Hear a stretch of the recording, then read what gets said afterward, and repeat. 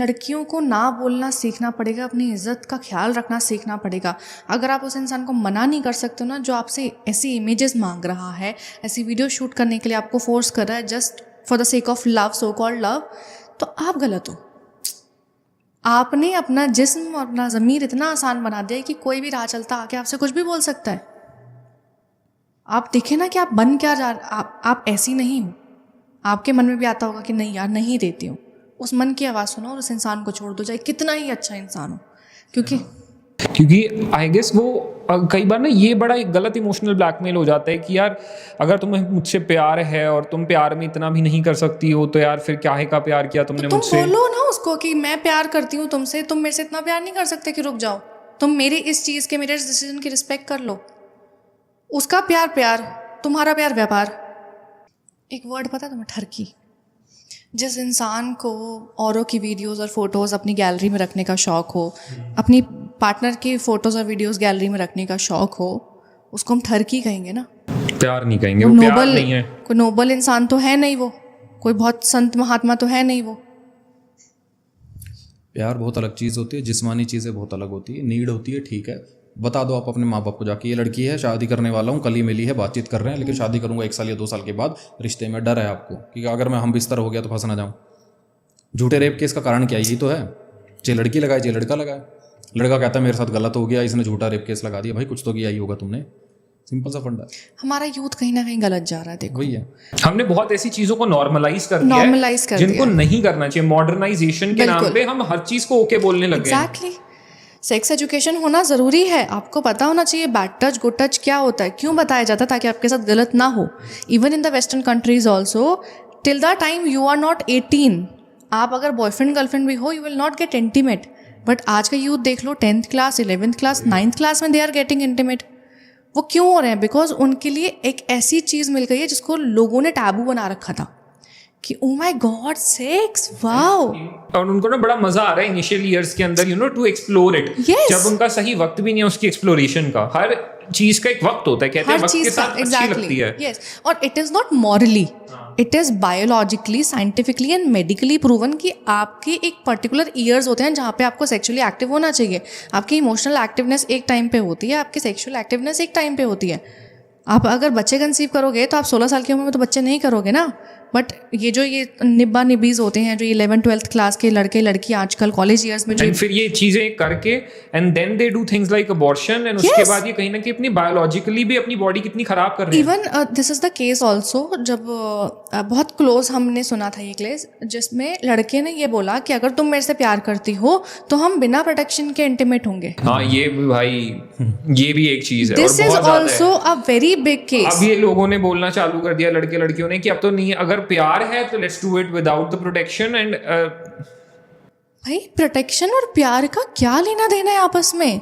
तुम्हें अगर बच्चा चाहिए, तुम माँ बनने को तैयार हो, तुम बाप बनने को तैयार हो, तो शौक से बिना प्रोटेक्शन के काम करो। इसीलिए पहले शादियां कर दी जाती है ना 22, 24, 25 में, जल्दी इसलिए कि तब वो जो नीयत था वो डगमगाए नहीं। ये तरीके से चीज़ें पैटर्न में चलती थी, वो पैटर्न बदल गया है।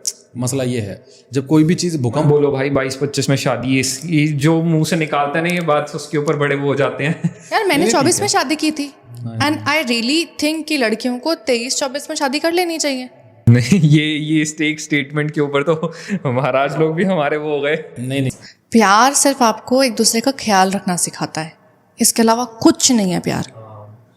आप अगर अपनी माँ का ख्याल रखते हो वो प्यार है, माँ आपका ख्याल रखती है वो प्यार है, बाप आपका ख्याल रखता है वो प्यार है, आप अपने भाई बहनों का ख्याल रखते हो वो प्यार है। प्यार में सिर्फ एक दूसरे का ख्याल रखा जाता है, एक दूसरे की इज्जत की जाती है।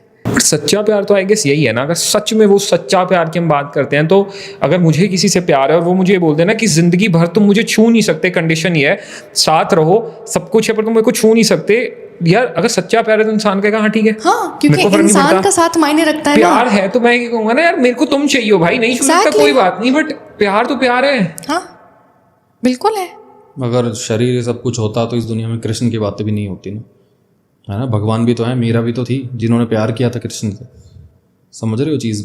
मसला पता है क्या हो गया कि सेक्सुअल नीड इतनी ज़्यादा हो गई, हर तरीके से हम लोग इतने डिस्टर्ब हो गए ना। मेंटली भी वही चल रहा है, फिजिकली भी चल रहा है, आंखों के सामने वही चल रहा है, खाने में भी स्टेरॉइड इतने आ गए कि सेक्स सेक्स सेक्स, इसके अलावा कुछ दिखता ही नहीं है। यही कारण है कि 4 साल की बच्ची का रेप हो जाता है, जो 40 साल का आदमी कर देता है, क्योंकि 24 घंटे खोपड़े में वही घुसा हुआ है। यहाँ मेंटल स्टेट किसी ने देखी ही नहीं। यही तो कारण है, लो अपाइज होता है हमारे देश का। कानून ऐसे लेके आओ ना। मैंने कई पॉडकास्ट में ये बोला है, कभी रील ही नहीं चलती इस चीज़ की, कभी रील फटती भी नहीं इस चीज़ की। मैंने अभी कुछ दिन पहले एक आदमी के साथ बैठा हुआ था, बड़े मुकाम पे है वो आदमी। मैंने ऐसे ही बोला कि भाई मुझे ऐसा लगता है कि जो इंसान रेप करता है ना, साले को चौराहे के बीच में नंगा करो, समाज के सारे लोगों के बीच में ब्लेड से काटो, तड़पा तड़पा के नमक मिर्च भर के मारो, और मरने नहीं देना। आपने पहले भी मरने नहीं देना, ठीक है। ये रील नहीं फटती क्यों?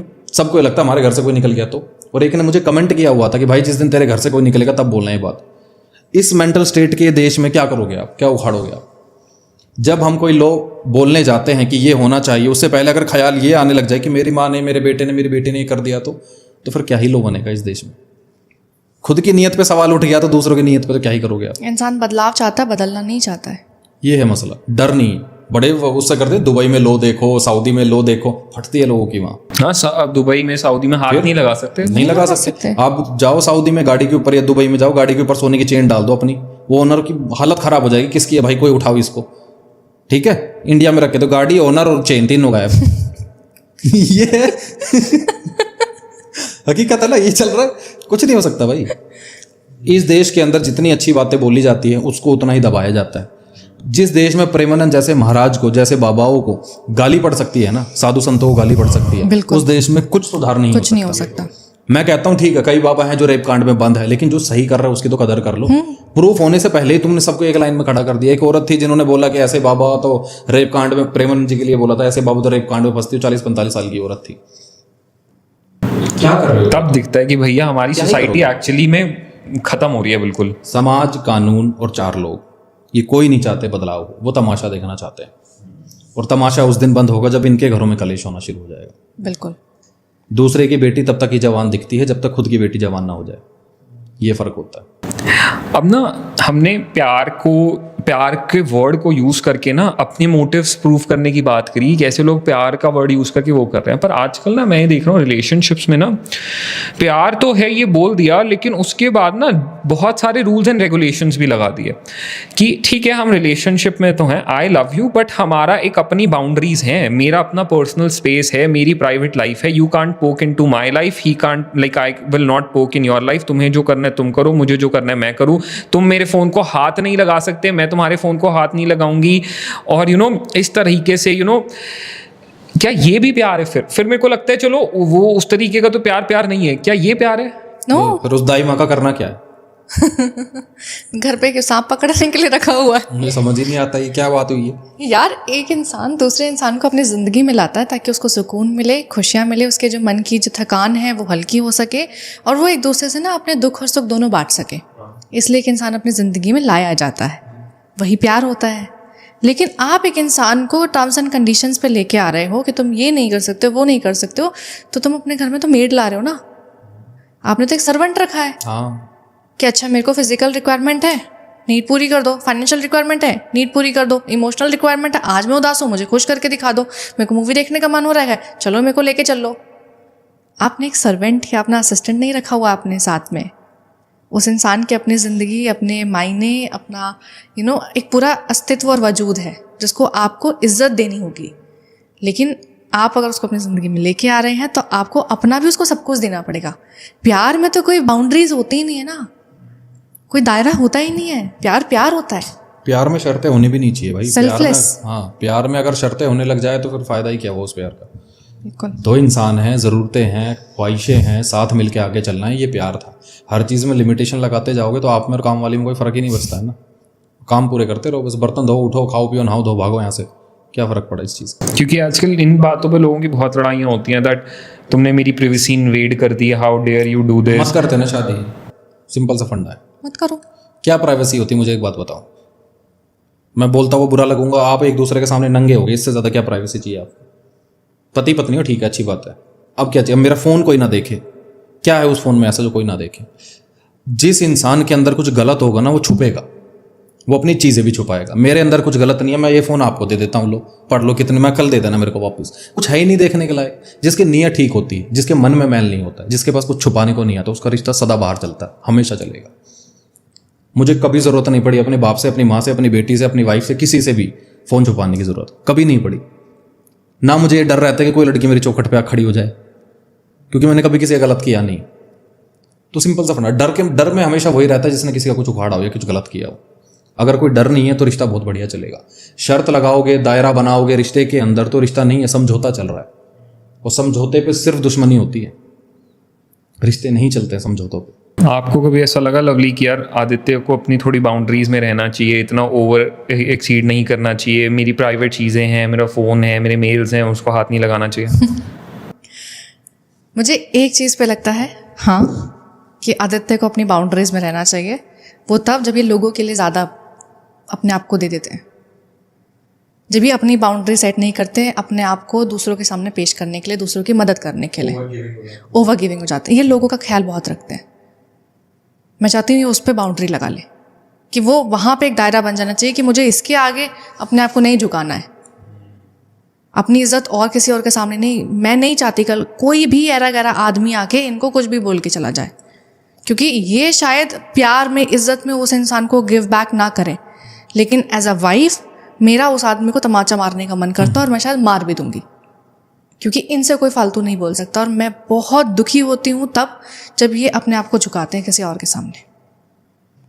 बस एक ही चीज़ है जो मुझे इनकी बुरी लगती है। आप दोनों भी, इतना टाइम हो गया शादी को, कभी ऐसा हुआ है कि आप दोनों के बीच में भी लड़ाई हुई हो? जैसे हर पार्टनर के बीच में लड़ाई होती है, हर कपल में लड़ाई होती है, कभी ऐसा हुआ है कि आप दोनों के बीच में भी सीरियस लड़ाइयाँ हो? बहुत गंदी लड़ाई हुई है हमारी, ऐसी ऐसी लड़ाई हुई है कि बस मन करता है कि मैं क्यों फंस गई हूँ इनके साथ में, मैंने क्यों शादी करी। सच तो मैं शादी नहीं करती, क्या इसलिए मैं यहाँ पे आई थी, क्या इतना सुनने के लिए मैं आई थी जब मेरी इज्जत नहीं कर सकते, ये ऐसा बोल रहे वैसा बोल रहे। बहुत सारी बातें मन में आती हैं, लेकिन वो तब आती हैं जब हम एक दूसरे को समझने की बजाय एक दूसरे को समझाने की कोशिश करते हैं, या वो उस मोमेंट के गुस्से में आती हैं? Heat of the moment. हर लड़ाई आप देख लें, आपकी माँ से आपकी लड़ाइयाँ हुई होंगी, आपके बाप से आपकी लड़ाइयाँ हुई होंगी, हम दोनों के आपस में लड़ाई होंगी। आज हमें याद भी नहीं है कि वो मुद्दा क्या था। कई बार आप भूल जाते हो, उस मोमेंट में एनर्जीज ऐसी होती हैं कि बस बढ़ते बढ़ते बढ़ते मुद्दे बहुत बड़े हो जाते हैं। लेकिन लड़ाई हर रिश्ते में होती है और होने भी चाहिए। मैं ये कहता हूँ छोटी मोटी लड़ाइयाँ चलती रहनी चाहिए। दिक्कत तो तब आएगी जब रिश्ते में लड़ाई बंद हो जाए, बिल्कुल तब शक पैदा होता है। वो कहावत है ना कि एक औरत छोड़ने से पहले झगड़ना शुरू करती है और एक आदमी छोड़ने से पहले झगड़ना बंद। बिल्कुल, तो वही वाली चीज़ है, रिश्ते में लड़ाई होनी चाहिए। रिश्ते में लड़ाई का मतलब ये होता है कि दो इंसान की अलग अलग राय है, उसको एक पे लेके आना है, इसलिए झगड़ा हो रहा है। ये तो सत्ता में होता है, यही घर में होता है।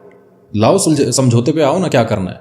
अगर मुझे रेड कलर की कार पसंद है, इन्हें ब्लैक कलर की कार पसंद है, तो इस बात पे शोरूम वालों का सर क्यों फोड़ रहे हो आप अपने घर में बैठ के समझौता करो।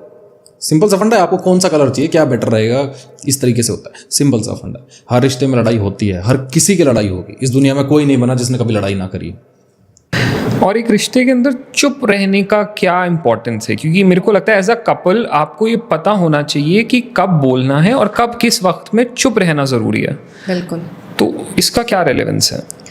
मौन एक ऐसी चीज़ है जो आपने अगर समझ ली है तो आप इस दुनिया में कुछ भी हासिल कर सकते हो। क्योंकि मेरे को लगता है ना, लोग समझ नहीं पा रहे मौन को। लोगों को ये लग रहा है अगर मैं चुप हूं ना तो मतलब मैं गलत हूं। लोगों को ये लगता है अगर मैं एक लड़ाई में गलती से मैं चुप हो गई या मैं धीरे बोल गया, सामने वाला तेज बोल गया, तो मैं गलत हो गया, भैया प्रूफ, मैं हार गया। लोग ना चुप इसलिए नहीं रहना चाहते हैं क्योंकि उनको लगेगा कि वो कमज़ोर पड़ रहे हैं, बल्कि चुप से बड़ी ताकत कुछ और होती ही नहीं है। आप चुप रहकर देखें, अगर सामने वाला इंसान चिल्ला चिल्ला के आपसे बात कर रहा है और आप चुप रह के बस उसको देखे जा रहे हो, एक वक्त आएगा कि वो अपनी आवाज़ को खुद डाउन कर लेगा और वो खुद से सवाल करने लग जाएगा। क्योंकि it is not necessary to have your last words in any argument. हम चुप इसलिए नहीं रहते हैं क्योंकि हम अपनी आखिरी बात को रखना चाहते हैं उस बहस में, कि उसने बोल दिया अब मेरा जवाब आखिरी होगा। अगर मेरे जवाब का उसने जवाब दे दिया तो फिर मैं फिर से एक और बात बोलूँगी। ये जो जवाब देने की लड़ाई होती है ना, ये रिश्ते को ख़राब करती है। जिस दिन आप जवाब देना बंद कर दोगे और ये समझना शुरू कर दोगे कि वो सामने वाला इंसान चाहता क्या है, उसको क्या परेशान कर रहा है, उसको क्या बुरा लग रहा है, उस दिन आप समझ जाओगे कि लड़ाई की वजह क्या थी और लड़ाई का हल क्या है। चुप आपको ये सिखाता है। दुनिया में लड़ाई जबान की तो है, चुप्पी की तो कोई लड़ाई नहीं है। जबान की लड़ाई, उसने मेरे बारे में ऐसा कैसे कह दिया। आप अपने घर में 4 दिन चुप बैठ जाओ, लोग आपको बीमार समझना शुरू कर देंगे। ये होता है। और कई बार एक चुप से आप अपने रिश्ते को बचा सकते हो, राइट? बड़ी से बड़ी लड़ाई को आप अवॉइड कर सकते हो अगर आप चुप हो गए थोड़ी देर के लिए। और चुप होने का मतलब ये नहीं है कि आप गलत हो इसीलिए।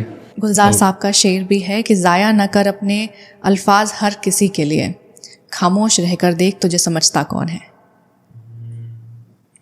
किसी भी रिश्ते में